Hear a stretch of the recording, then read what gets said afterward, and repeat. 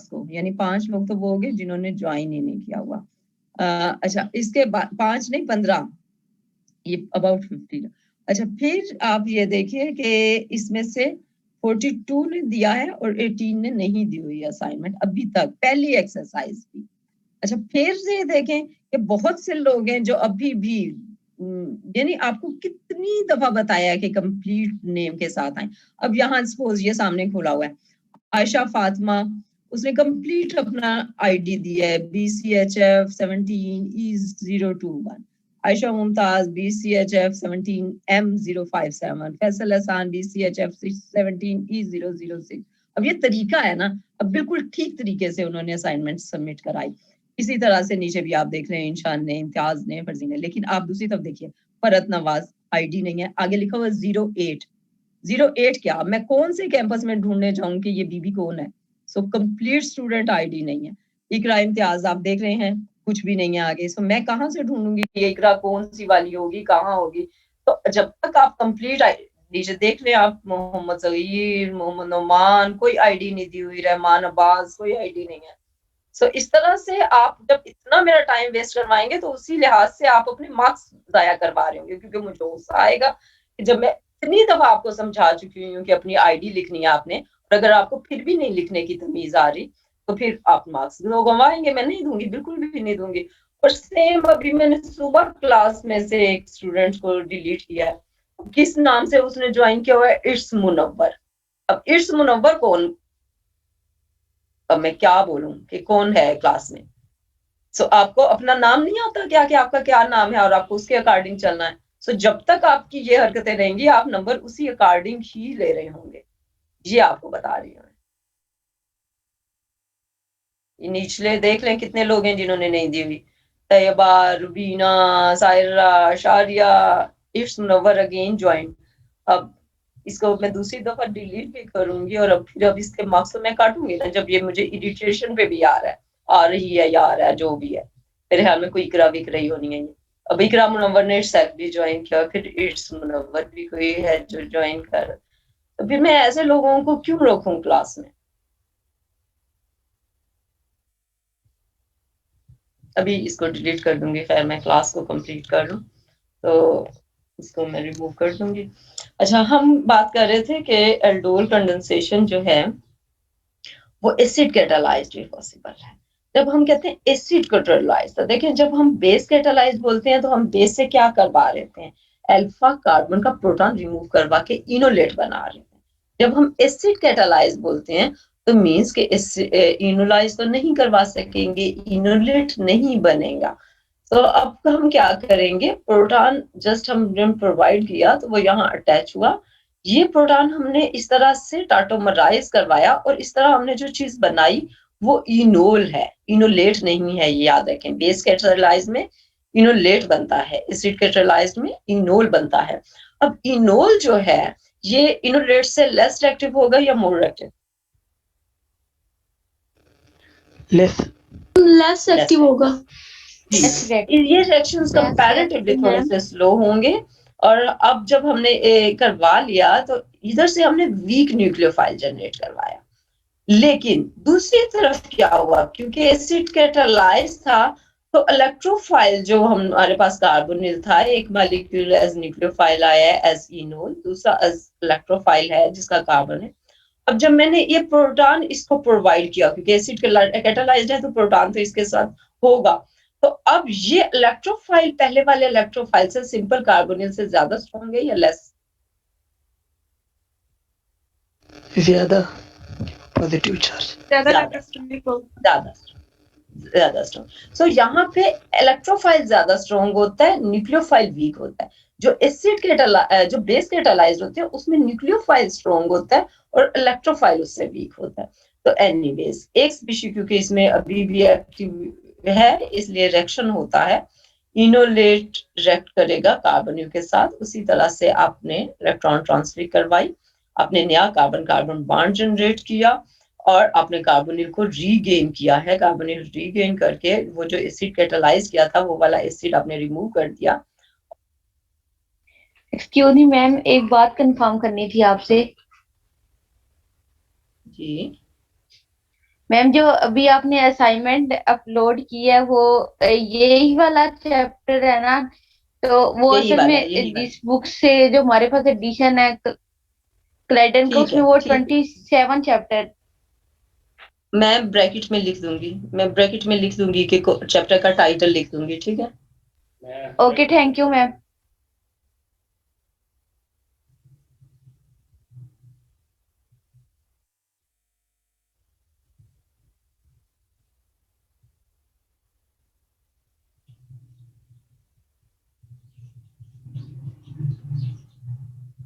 अच्छा, जो लोग अब एल्डोल कर चुके होंगे, ये जो सामने रिएक्शन था इसको खुद से कर चुके होंगे अपने समझने के लिए, अब वो इसकी एलिमिनेशन करें। और आप अब कंडीशन देख रहे हैं कि एसिड केटोलाइज्ड कंडीशन है आपके पास। सो अब एलिमिनेशन का स्टेप खुद से करें, मैकेनिज्म देख के। एलिमिनेशन आपने पढ़ी हुई है पहले।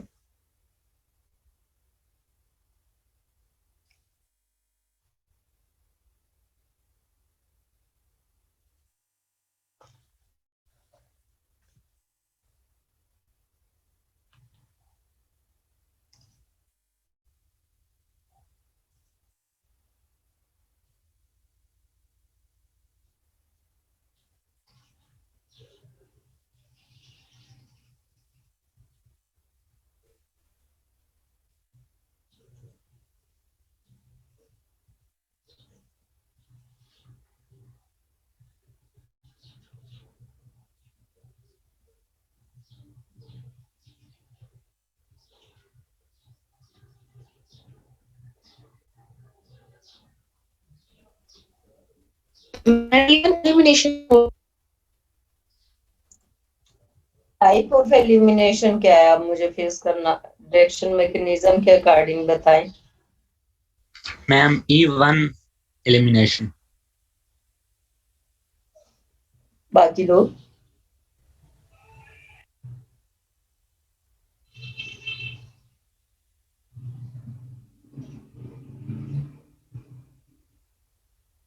बाकी लोग जिन्होंने एलिमिनेशन कर ली है उसका मैकेनिज्म देख के बताइए।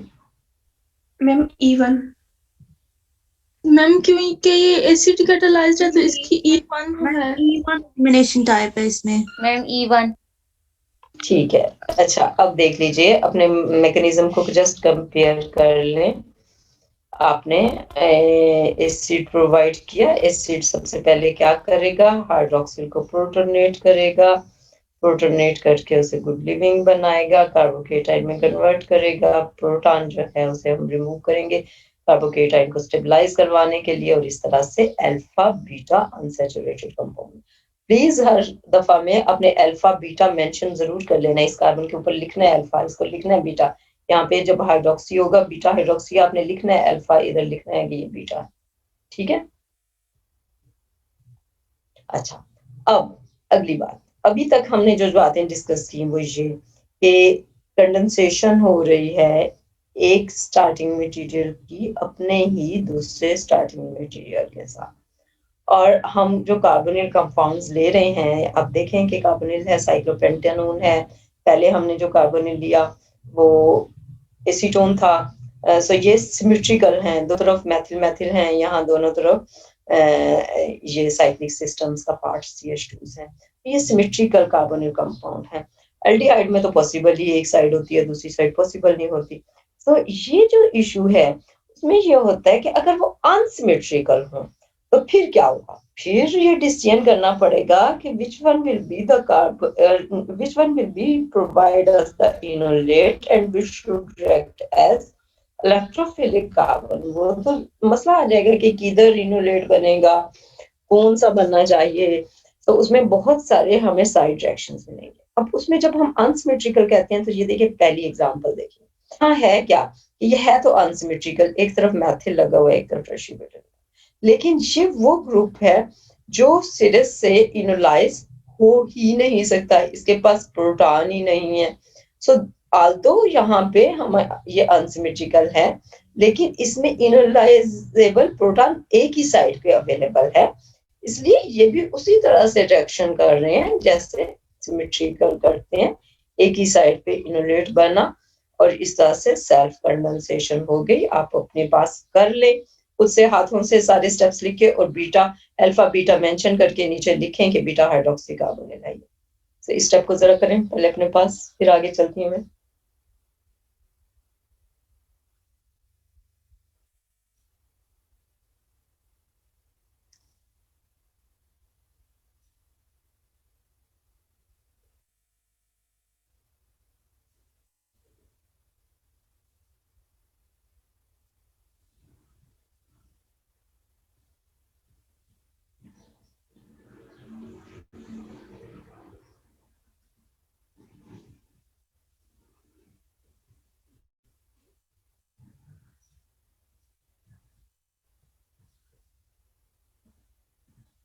Yes, ma'am, हो गया. यस मैम हो गया, डन हो गया.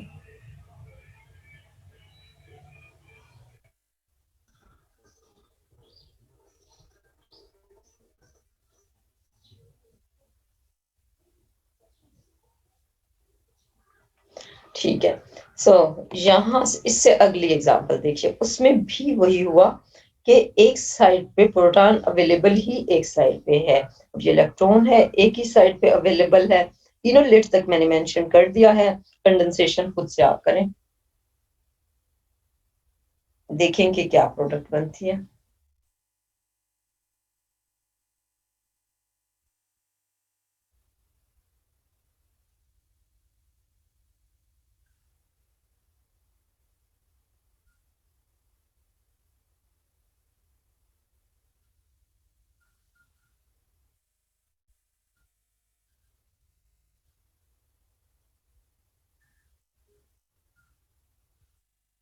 Yes, ma'am, हो गया. कंप्लीट कीजिएगा, डोल भी बनाइएगा, उसमें मेंशन कीजिएगा बीटा हाइड्रोक्सी, फिर एलिमिनेशन का स्टेप कीजिएगा, एलिमिनेशन में प्रॉपर मैकेनिज्म के साथ कीजिएगा और अल्फा बीटा अनसैचुरेटेड सिस्टम बनाइए।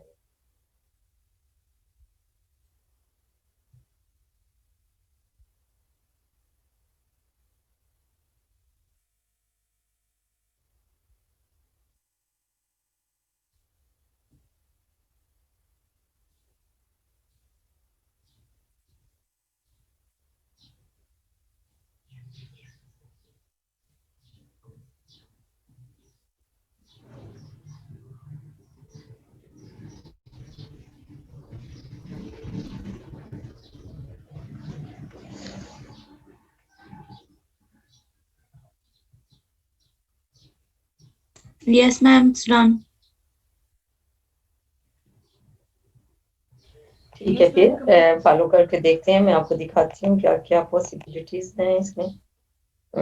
ये देखिए, पहला स्टेप कंडेंसेशन का स्टेप, हमने एक को इनोलेट बना लिया, दूसरे को हमने इलेक्ट्रोफाइल रखा, हमने उसका रिएक्शन करवा दिया, हमने O को A9 बनाया, उसे हमने क्विंच करके हाइड्रोक्सिल में कन्वर्ट किया, अल्फा और beta, beta hydroxy carbonyl compound लिया, फिर हमने एलिमिनेशन का स्टेप करवाया, बेस कैटालाइज्ड है तो इसलिए हमने पहले स्टेप में क्या किया, अल्फा प्रोटॉन को रिमूव करवा के इनोलेट बनाया, इनोलेट जो है वो कंजुगेट बेस है, सो E1CB मैकेनिज्म से पर ट्रांसफरिंग इलेक्ट्रॉन हमने हाइड्रोक्सिल को रिमूव किया और इस तरह ओवरऑल एलिमिनेशन से अल्फा बीटा अनसैचुरेटेड सिस्टम बनाया। तो आप लोगों ने अगर ठीक किया हुआ है तो यस को क्लिक कर दें, कितने लोगों ने यस करें कि कितने लोगों ने ठीक किया है।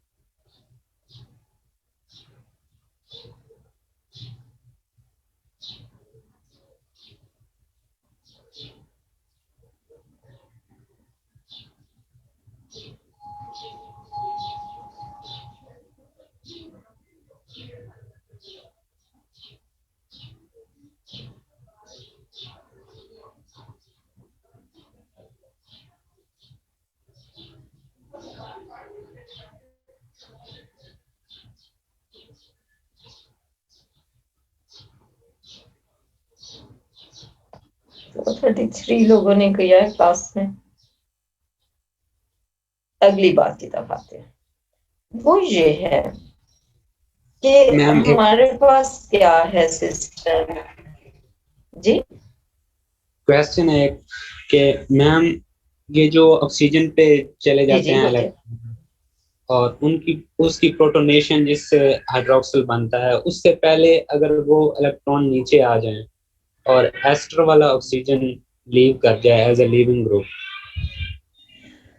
अच्छा, बिल्कुल होता है, ऐसा नहीं है कि नहीं होता, ये बिल्कुल होता है। असल में जो अगर हम सिंपल एस्टर्स भी देखें ना, ये तो लैक्टोन है, जो सिंपल एस्टर होता है, हम मेरे ख्याल में हमने वो चीजें डिस्कस तो नहीं की क्लास में, लेकिन अगर आप न्यूक्लियोफिलिक एडिशन ऑफ एस्टर्स को देखें, simple nucleophilic addition of ester, वो तो यहाँ पे भी यही है ना, न्यूक्लियोफाइल ऐड हो रहा है एस्टर में।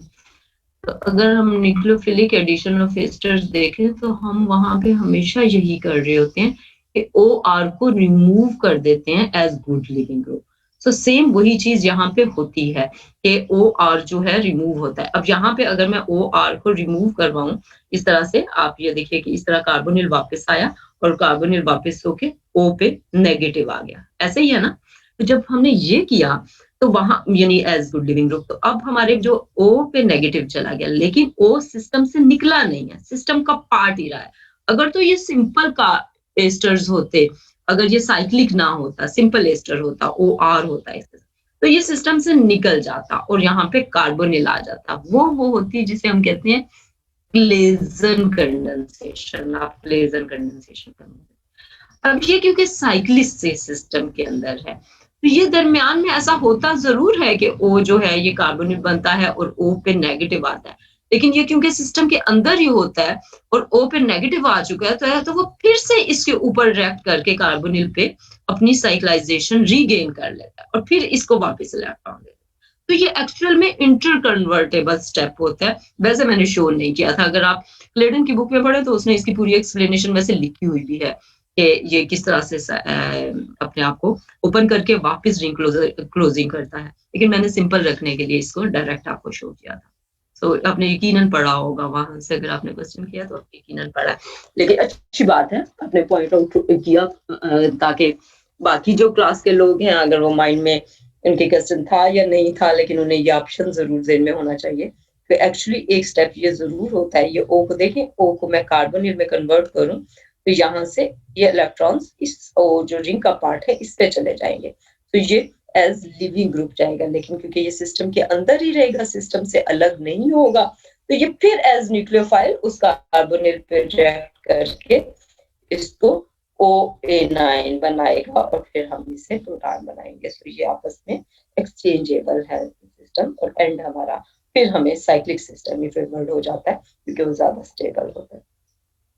मैम वहाँ एक्सप्लेनेशन, उनके एक्सप्लेनेशन नहीं समझ आई थी कि क्यों इस तरह होता है। अब समझ आ गई। अब समझ में आई है या अभी भी नहीं आई? यस मैम, अभी आ गई है। अच्छा, अगर ये OR होता ना, सिंपल OR, फिर ये निकल जाता है सिस्टम से। आप इसी के कंपैरिजन में क्लेजन का मैकेनिज्म देखना जरा। आप लोगों ने ये 6th सेमेस्टर में पढ़ा हुआ है ना, जब एक्टिव मिथिलीन के बेसिक रिएक्शंस पढ़े, तो वहां पे आपने ये एल्डोल और क्लेजन और इस तरह के रिएक्शंस पढ़े होंगे। तो वहां आप क्लेजन देखें, तो क्लेजन में जो है वो सेम यही चीज होती है कि ये वाला फिर कार्बोनिल बन जाता है और OR निकल जाता है। उसकी वजह से हम बीटा हाइड्रोक्सी की बजाय बीटा पोजीशन पे भी कार्बोनिल ही लेते हैं और इस तरह ओवरऑल हम 1,3 डाइकार्बोनेट कंपाउंड बना रहे होते हैं। तो यहाँ भी क्योंकि वो सिस्टम के अंदर रहता है तो इसलिए वो फिर वापस आ जाता है और इसलिए इसी तरह से साइक्लाइज हो जाता है। चलिए आगे चलते हैं। Cross condensation. क्रॉस कंडेंसेशन का मतलब क्या, कि हम अभी तक जो डिस्कस कर रहे थे वो हम क्या कर रहे थे, एक ही मॉलिक्यूल इनोलेट बनता था और वो अपने ही दूसरे मॉलिक्यूल से रिएक्ट हो जाता था, उसे हम बोल रहे हैं सेल्फ कंडेंसेशन। कार्बोनिल कार्बोनिल एक ही सिस्टम है।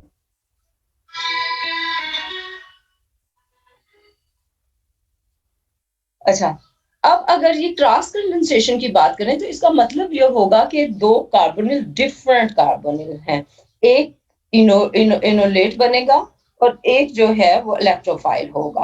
अब जब डिफरेंट हैं तो उसमें जो बेस्ट ऑप्शन देखें तो यहाँ जो स्टार्टिंग मटेरियल दिया हुआ है इसको जरा गौर कर लें कि एक जो है उसकी एक कार्बोनिल है जिसके एक साइड पे फेनिल लगा हुआ है, एक साइड पे मैथिल। दूसरा कार्बोनिल है जिसके एक साइड पे ये नाइट्रोफेनिल लगा हुआ है, एक साइड पे H लगा। अगर आप गौर करो तो इसमें से ये जो इसके साथ ये जो एल्डिहाइड है, एक साइड पे H है, इनोलाइजेबल प्रोटॉन अवेलेबल नहीं है, दूसरी तरफ फेनिल है, नाइट्रोफेनिल है, इनोलाइजेबल प्रोटॉन नहीं है। इसका मतलब ये हुआ कि इसके इनोलेट बनने का चांस नहीं है मैम। नहीं, पॉसिबल ही नहीं है कि वो। अब दूसरे मॉलिक्यूल को देखें, दूसरे कार्बोनेट को, तो एक तरफ फेनिल है और दूसरी तरफ मैथिल है। सो फिर ये क्लियर कर रहा है कि फेनिल साइड पे तो मैं इनोलाइजेशन नहीं कर सकती, सो सिर्फ पॉसिबिलिटी क्या रहेगी कि मैं मैथिल की वाली जो साइड है उसको इनोलाइज कर दूं। तो इस तरह से हमने इस प्रोटॉन को क्विंच करवाया और इनोलाइज कर लिया। क्रॉस कंडेंसेशन में जितना इस तरह रिस्ट्रिक्शन हमारे पास होगी कि दूसरे के पास ऑप्शन ही ना हो, उतना हमारा रिएक्शन आसान होगा। अगर दोनों के पास ऑप्शन हो गए, अब देखेंगे अगर सपोज यहाँ पे भी दोनों के पास ऑप्शन होते, इधर भी दोनों तरफ ऑप्शन होते, तो अब आप सोचते हैं कि कितने इनोलेट बन सकते हैं और फिर कितने मॉलिक्यूल्स एज इलेक्ट्रोफाइल रिएक्ट कर सकते हैं। तो वो बहुत सारे रिएक्शंस की तरफ चला जाता है। तो इसी ये होता है अगर हमने एक्सक्लूसिवली एक प्रोडक्ट लेना है। आप देखें 99% ये शो की हुई है। तो एक्सक्लूसिवली अगर हम ले रहे हैं तो उसका मतलब यही है कि बाकी पॉसिबल ही कुछ नहीं था, इसलिए। अब आप देखें कि रिएक्शन हुआ, 1 मिनट रह गया इसलिए मैं क्विकली जा रही हूँ, आप फिर इस पे से गो थ्रू कर लीजिएगा। ये एज इलेक्ट्रोफाइल रिएक्ट किया। अब ये अच्छा इलेक्ट्रोफाइल है क्योंकि इसके साथ नाइट्रोफिनाइल है, इलेक्ट्रॉन विड्रॉइंग ग्रुप है। आपने कार्बन कार्बन बॉन्ड जनरेट करवा के A9 बना के एल्डोल बना लिया, फिर आपने उसकी एलिमिनेशन करवाई, बेस प्रोवाइड करके, इनोलाइजेशन करके, E1CB मैकेनिज्म से अल्फा बीटा अनसैचुरेटेड। तो मैंने स्लाइड फौरन शो कर दी है, आप इसका मैकेनिज्म प्लीज खुद लिखेंगे कि कैसे होना है, फिर हम अगली क्लास में, कल की क्लास में डिस्कस भी कर लेंगे।